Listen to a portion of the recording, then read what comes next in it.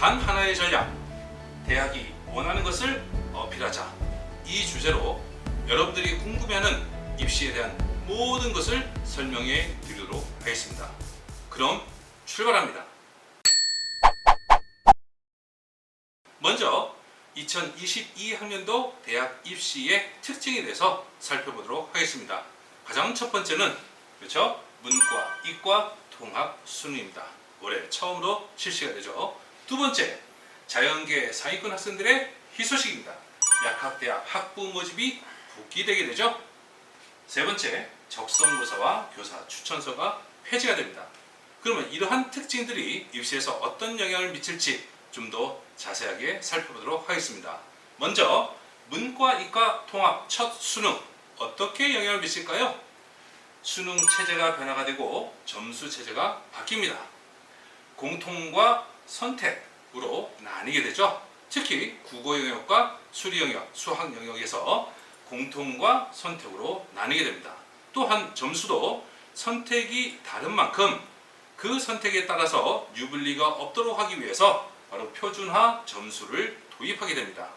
그럼에도 불구하고 여전히 많은 의문이 생기게 됩니다. 선택에 따른 유불리가 있지 않겠느냐라고 하는 거죠. 여러분들 탐구 과목을 생각해 보시면 좀 더 쉽게 이해되실 겁니다. 물론 어떤 과목을 선택하느냐에 따라서 표준 점수 또는 대학에서 반영하는 점수가 유사하게 될 수 있도록 유불리가 없도록 하기 위해서 적용하고 있지만 어떤 경우에서는 만점을 받을 수가 있고 어떤 과목을 선택했을 때는 90점을 받을 수가 있다고 하는 거죠. 이러한 과목 선택에 따른 유불리 분명히 있을 수가 있습니다. 그러면 이런 상황에서 과연 무엇을 선택하는 것이 정답일까요? 여러분들이 가장 자신 있는 과목 선택하는 것이 가장 유리할 수가 있습니다. 그러한 부분들이 왜 그런지 추후에 좀 더 자세하게 살펴보도록 하겠습니다. 두 번째, 약학대학의 학부 모집이 복귀가 됩니다. 과거에 약학대학을 들어가기 위해서는 약사가 되기 위해서는요, 대학을 먼저 입학을 하고 2학년을 마치고 피트 시험을 통해서 약학대학에 입학을 했습니다.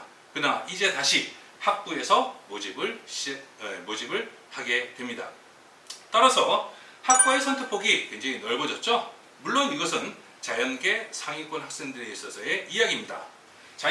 자연계열 상위권 학생들에게 있어서 학과를 선택할 수 있는 선택폭이 넓어졌습니다.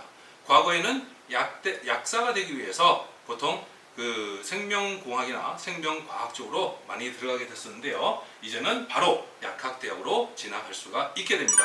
따라서 자연계열의 합격 커트라인이 변경되게 되겠죠. 약간 변경될 수가 있습니다. 그 부분에 주의를 하셔야 됩니다. 자, 세 번째로 적성고사가 폐지가 됩니다. 이 부분은 특히 중위권 학생들에게 있어서 굉장히 중요한 뉴스가 되는 겁니다. 중위권 학생들이 하나의 기회로서 적성고사를 통해서 수도권에 있는 대학에 진입하는 기회가 됐었죠. 근데 이러한 적성고사를 실시하는 대학들이 올해 폐지가 됨에 따라서 학생부 교과전형이나 또는 논술 전형으로 변화가 되었습니다. 따라서 중위권 학생들의 대학 진학의 선택폭이 약간은 어려워지는 그러한 결과를 초래할 수가 있습니다. 특히 중위권 학생들의 경쟁이 치열할 것으로 예상되는 시점입니다. 네 번째로 교사 추천서가 폐지가 됩니다. 올해부터 교사 추천서가 폐지가 되게 되죠. 따라서 학생부의 중요성이 상승이 됩니다.